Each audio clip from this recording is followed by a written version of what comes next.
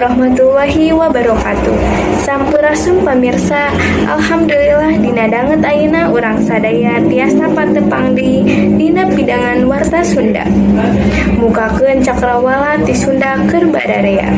Tantosna dina acara Sunda TV edisi Salasa Kaping 12 Februari 2002 hiji. Direncangan kusim kuring asikana Nabila Farafadilah. Pamirsa, aya sababaraha warta anu didugikeun. Salah sawiusna nyaeta ngeunaan tomat momotaro dibudidayakeun di Lembang. Tomat teh beda-beda tuh rea rupana. Bisa gedeungan tomat nu ilaha dijual di pasar tradisional.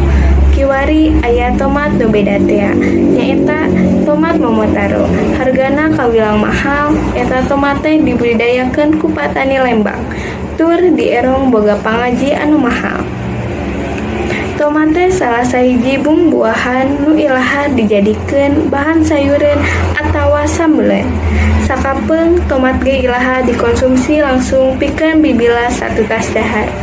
Hargana kawilang murah, bisa dibeli di pasar tradisional. Kiwari aya tomat hasil tina budidayanya, ngaranna tomat momotaro.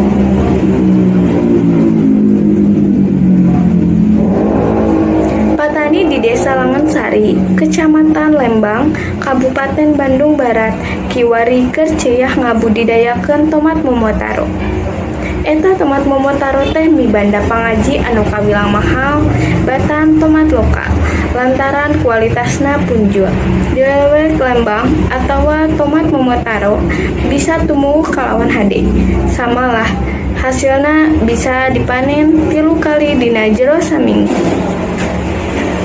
Pare mangsana panen, muput tomat momotaro teh henteu bisa sagawaya.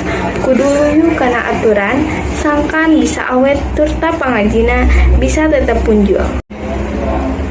Dina ngaranna geus bisa kataksir yen tomat momotaro teh lain asli tomat ti urang, tapi ti Jepang. Tumuhna tomat momotaro kawilang langka di Indonesia, lantaran kudu ngaluyukeun jeung hawa katur lingkungan di Indonesia. Pun kitu deui dina ngurusna, leuwih bangga batan tomat nu ilahar aya di urang. Matak moal aneh, upama harga eta tomat teh kawilang mahal. Eta hal dipresent ku salah saurang patani tomat momotaro di Lembang.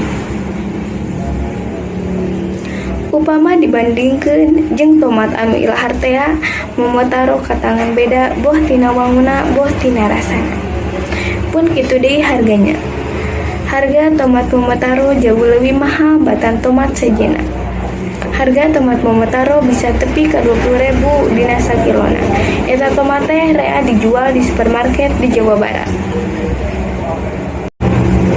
Pamirsa, mung sakitu biwara anu tiasa didugikeun dina dinten ieu.